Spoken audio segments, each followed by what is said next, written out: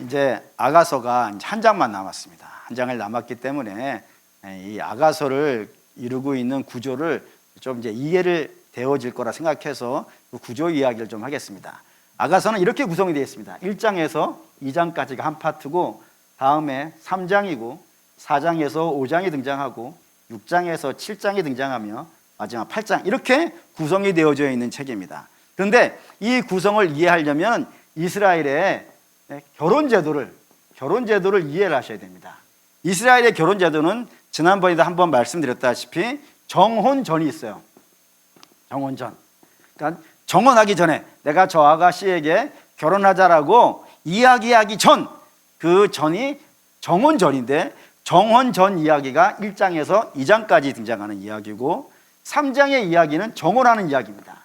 그래서 당신 나랑 결혼합시다 라고 정혼하는 이야기가 등장하고, 정혼을 신부 측에서 허락을 하면은 신랑은 이제 뭐 하냐면은 자기 집으로 돌아가서 무슨 집을 준비한다? 신혼집을 준비한다. 그래서 신혼집을 준비하는 동안에는 신랑과 신부가 어떻게 돼 있겠어요?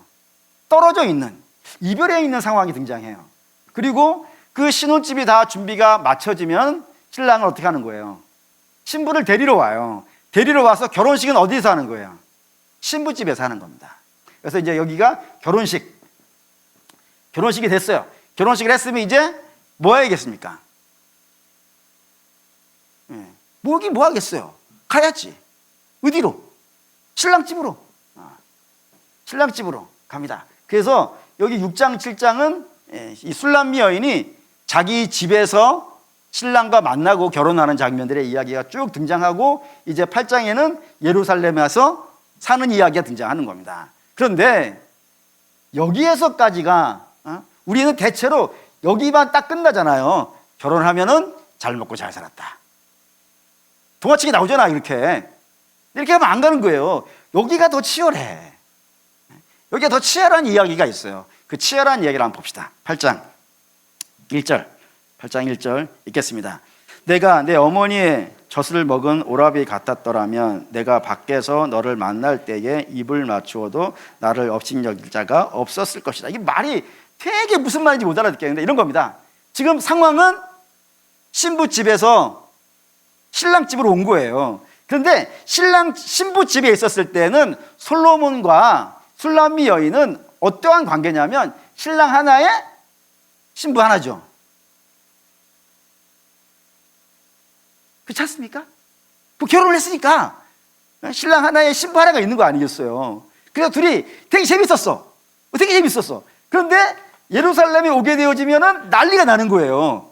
뭔 난리가 나요? 부인이 1000명인데 감이 안 오시나? 부인이 1000명이, 여기는 1명. 여기서는 신랑이 누구만 쳐다봐? 신부, 술람미 여인만 쳐다봐. 근데 여기 갔더니 신부가 1000명. 1000명을 순번으로 하루에 한 번씩만 만난다 그러면도 4년에 한 번씩 와. 4년에 한 번씩.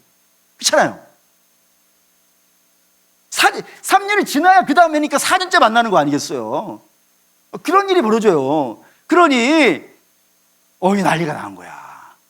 이 술람미 여인이 이렇게 얘기하는 거예요. 저 신랑과 내가 둘만 있으면, 오빠가 여동생 하나니까 얼마나 친근하겠어요. 근데 여기 왔더니 신랑이 너무 많은 신부가 있네. 그 너무 많은 신부들 중에서 나를 사랑해 줬으면 어떻게 된 거예요?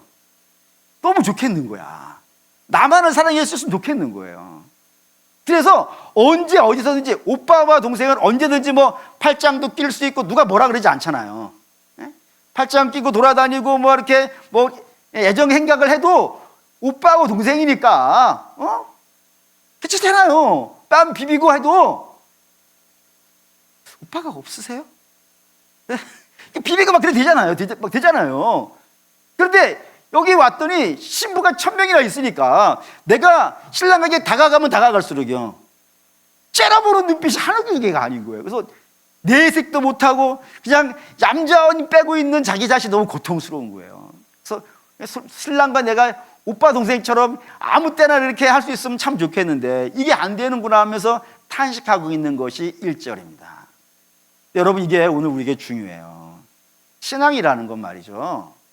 우리가 우리 교회만 해도 뭐 주일에 한 200명 정도가 출석을 하고 있으니까 200명 중에서 우리 주님과 나가 주님 한 명과 우리 200명 이렇게 만나면 신앙이 안 됩니다.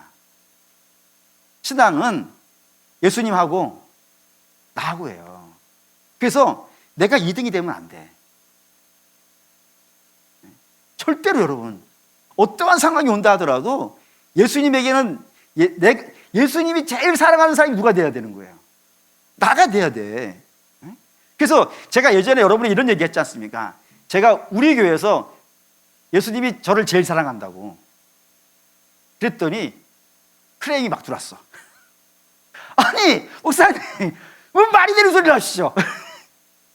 왜 목사님을 제일 사랑합니까? 나를 사랑하지. 그런 분이 몇 번 있었어요. 제가 그 얘기를 듣고 좋아했을까요? 안 좋아했을까요?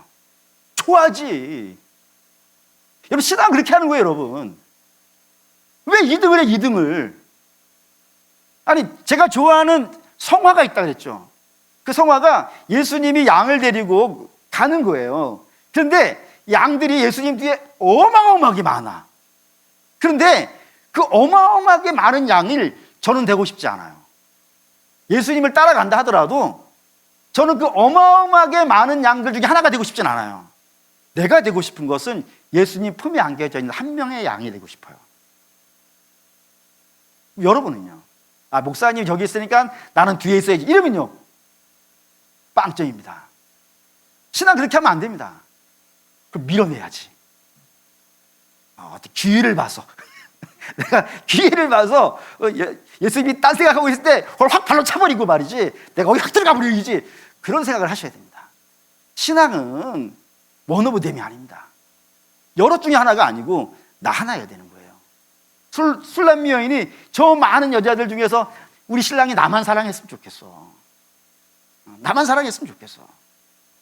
그런 마음으로 애통해 하듯이 여러분, 저와 여러분도 그렇다고 우리가 머리 붙잡고 싸울 필요는 없지 않겠어요. 그냥 신앙생활은 내가 예수님을 제일 사랑하는, 그리고 예수님이 나를 제일 사랑하는 그런 신앙이 되어지는 것, 이게 신앙의 굉장히 중요한 가치가 되어진다는 것 여러분 기억하셔야 됩니다. 2절 읽겠습니다. 내가 너를 이끌어 내 어머니의 집으로 드리고 내게서 귀여움을 받으리라. 나는 향기로운 술 곧 석류즙으로 내게 마시게 하겠고. 이 술람미 여인이 자기를 제일 사랑하는, 그리고 전체 중에서 하나가 아니라 나를 사랑하는, 나를 유별나게 사랑하는 저 신랑을 위해서 뭘 하겠다고요? 석류즙을 드리겠다고. 왜 석류즙이냐면은 이 석류라고 하는 것은 굉장히 이스라엘에게서 귀한 겁니다. 제사장이 입는 의에도 붙어 있기도 하고, 어쨌든 가장 귀한 과일 중에 하나가 이 석류입니다. 그러니 내가 우리 신랑에게 사랑을 가장 많이 받고 싶은 것과 동시에 나는 우리 신랑에게 뭐를 할 수 있어야 돼요? 최고의 헌신을 해야지. 우리 신랑은 나를 엄청 사랑하는데 나는 우리 신랑을 대충 봐. 이게 이상하잖아요. 맞죠? 사랑하는 믿음의 성도 여러분, 우리 주님이 여러분을 제일 사랑하길 원하죠. 그럼 여러분도 어떻게 해야 되겠어요? 예수님을 제일 사랑해야 돼. 다른 것은 2번이 돼야 돼. 우리 주님이 나를 2번으로 생각하기를 원하신다면 2번 하시면 돼. 그런데 우리 주님이 나를 1번으로 사랑하기를 원하신다면서요. 그럼 나도 주님을 어떻게 해야 되는 거예요? 1번으로 사랑해야 돼. 그래서 가장 귀한 것을 우리 주님께 드리려고 하는, 가장 중요한 시간을 드리고, 가장 중요한 물질을 드리고, 가장 중요한 헌신을 드리고, 그렇게 하는 것이 신앙이라 이겁니다. 그런데 여기 재밌는 건, 이게 여기 보시면은 2절에 내가 너를 이끌어 내 집에 드리고 내게서 교훈을 받으리라. 이게 말이 되게 이상해요. 말이 되게 이상해. 우리 번역이 좀 그래. 정확한 뜻은 이런 거예요. 나는 내 신랑에게 석류즙이라고 하는 가장 귀한 거를 드릴 거야. 그런데 그 가장 귀한 거를 드린다는 것을 누구에게 배웠다? 엄마에게 배웠다 이거예요. 엄마가 나를 가르쳐줬다 이거예요. 그래서 뭐 어떤 분들은 이 신랑과 신부가 사랑을 하는데 어떻게 사랑을 해야 되는지 그 육체적인 관계와 섬김과 이런 것들을 누가 가르쳐줬다? 엄마가 가르쳐줬다 이거예요. 그래서 엄마는 그런 거 가르쳐 주는 거지. 어떻게 사랑하고, 어떻게 가정을 돌보고, 요리는 어떻게 하고, 뭐 또는 뭐 빨래는 어떻게 하고 뭐 남편 나가실 때 빠이빠이도 어떻게 하고 다 가르쳐 줘야지. 엄마는 안 가르쳐 보신 것 같아요. 가르쳐 줬잖아요. 그런 것도 가르쳐 줘야 되지만 정말 중요한 게 있어요. 정말 중요한 거는 어떻게 예수를 믿는지, 어떻게 신앙생활을 잘하는지, 그거를 누가 가르쳐 준다고요? 엄마가 가르쳐 줘야 돼요. 왜 그럴까요? 암만 해도 엄마하고 자식이, 이거 뭐 사실 부인하고 싶어. 나는 부인하고 싶지만 암만 해도 엄마하고 자식하고가 좀 더 끈끈한 것 같아. 부인하고 싶어요, 저는. 부인하고 싶지만 어쩔 수 없는 것 같아. 예를 들어서 우리 집 식구들도, 애들도 엄마, 사모님하고 저하고 동시에 아프잖아요. 그러면 누구한테 전화할 것 같으세요? 어떻게 하셨어요? 이러면 자식들이 나한테 하나도 연락을 안 해. 처음부터 엄마한테 전화해가지고 엄마 아파? 엄마 어디 있어? 엄마 어떻게 해? 뭐 먹고 싶어? 다 이런 얘기를 다 엄마한테만 하는 거야. 그래서 이번에 잡들이를 좀 할까 계획을 갖고 있어. 응? 어쨌든 그렇다 이겁니다. 그러니까 엄마가 너무 친근해. 뭐 밥 먹여준 게 사실 엄마니까. 저는 아빠든 뭐 사실 밖에나 있는 시간이 많고 그 입에 밥을 넣어준 건 전부 엄마니까. 엄마가 굉장히 더 가까운 것 같아요. 그래서 이 엄마의 관계 굉장히 중요합니다. 성경도 이걸 굉장히 중요시 여기 한번 볼까요? 디모데후서 1장 3절.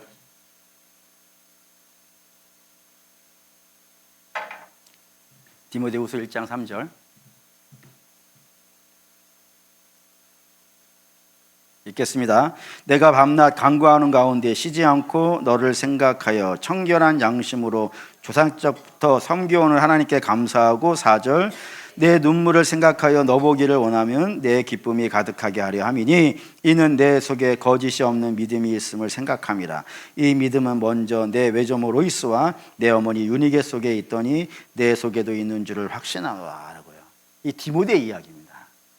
디모데에게 야, 너의 믿음의 유산이 어디서 왔냐? 엄마에게서 온 거 아니냐? 얼마나 영광스럽고 얼마나 복된 것이냐? 그 믿음의 전통이 엄마를 통해서 흐르고 있는 거예요. 지금 디모데의 가문은. 그리고 바울은 그거를 인정을 해서 야, 너 엄마가 너를 위해서 얼마나 기도하고 있으며 엄마가 너를 위해서 얼마나 간절히 너를 가르쳐 왔냐. 그러니 울지 마.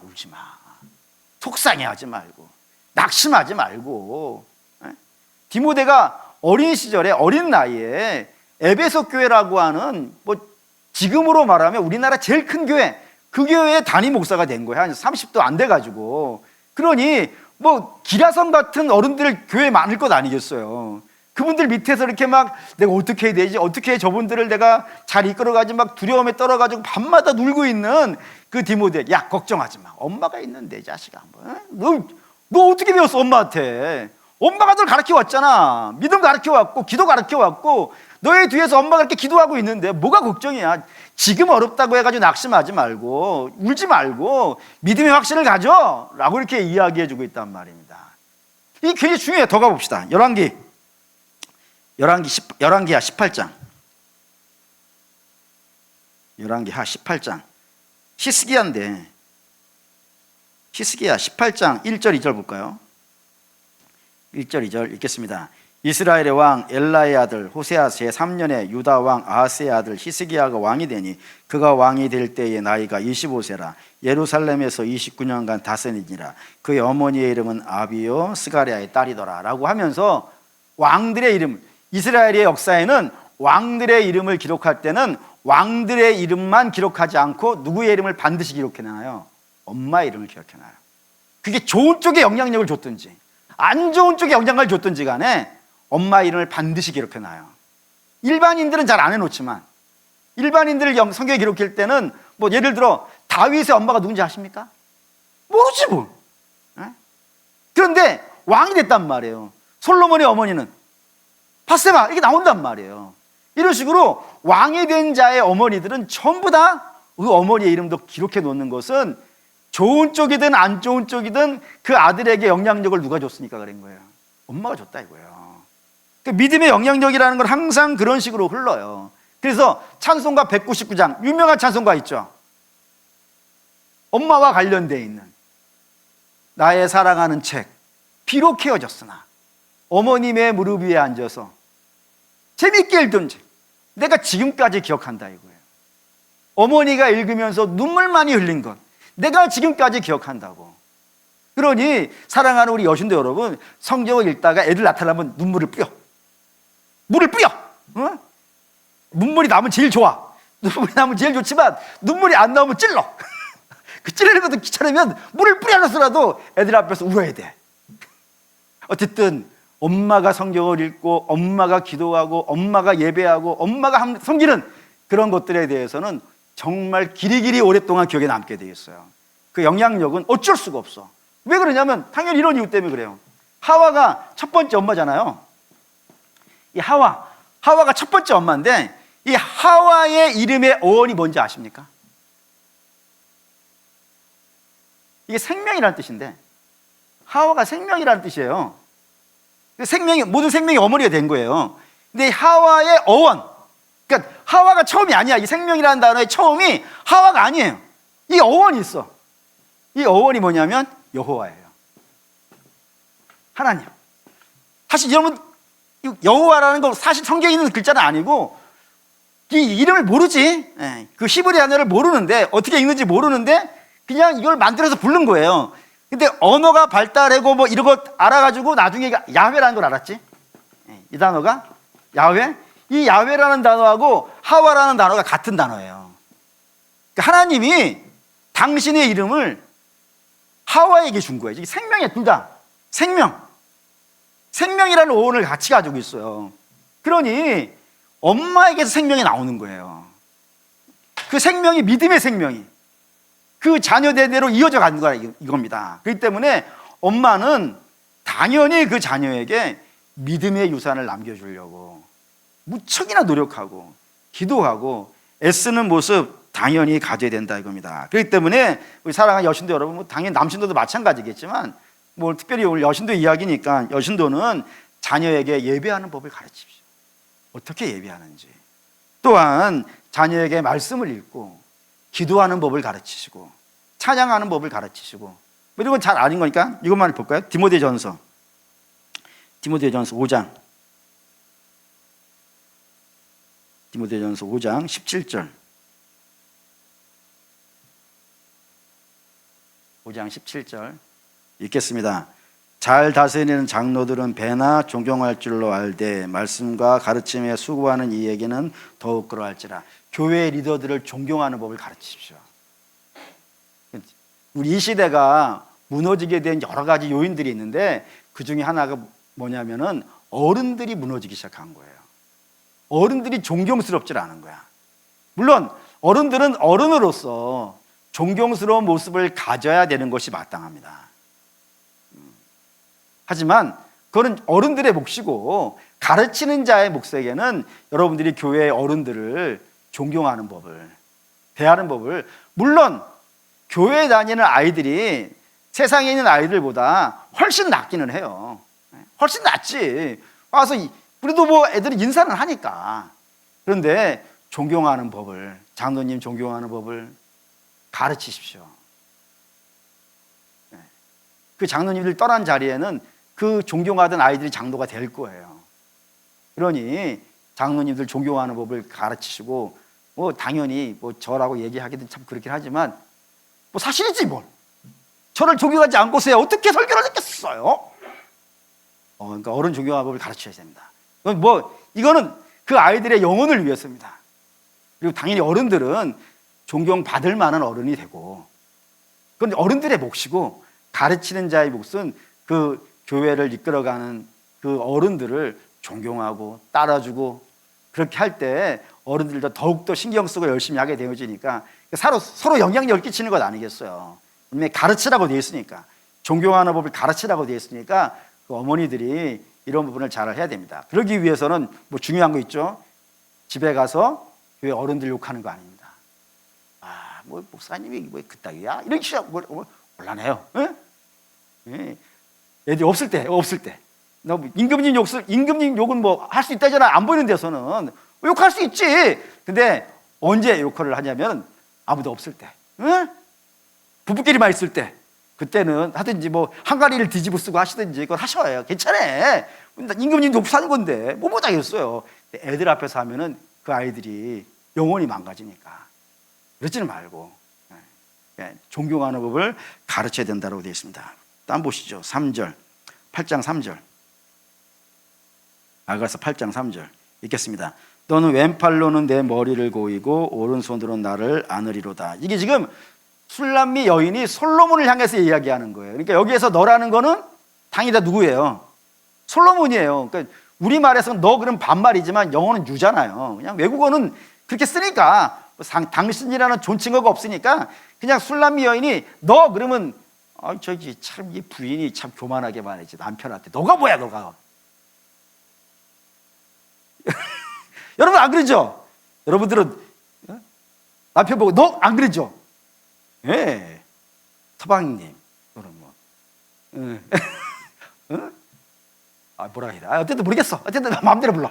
근데 너야 너가 왼팔로 당신이 나를 왼팔로 머리를 고여주고 오른팔로 당신 나를 안아줬다 이거예요. 이거 뭔 뜻이겠어요? 보호해줘 보호. 네. 솔로몬이 그 술람미 여인을 보호해 주는 거예요. 당연히 우리도 마찬가지지 않겠습니까? 이 세상에서 우리를 보호해 줄 자가 누가 있겠어요? 성경의 창세기 5장에 가인의 가문이 나와요. 가인의 가문에서 그 라멕이라는 사람이 있는데 라멕이라는 사람에게 3남 1녀가 있습니다. 3남 1녀가 유발이 있고 야발이 있고 두발 가인이 있고 그리고 나아마라고 하는 딸이 하나가 있어요. 이 자식들은 전부 다 어떤 목적이 다 있어요. 여기 유발이라고 하는 것은 정착해서 농사 짓는 사람이에요. 그럼 여기는 뭐를 하는 거냐면 산업을 일으켜서 돈을 버는 사람이야. 그 다음에 야발이라는 사람은 퉁수를 불고 노래하는 사람이라고 되어 있어요. 예술가예요. 그리고 두발가인은 구리와 철을 갖고 뭐 기구를 만드는 사람이라고 되어 있어. 이건 힘, 무기 이런 걸 상징하는 사람이에요. 나아만은 쾌락입니다. 이런 것들 뭐 쾌락이라니까 좀 부정적이니까 즐거움이라고 합시다. 즐거움. 그러면 여기 돈, 예술, 힘, 즐거움 부정적이에요? 아니에요?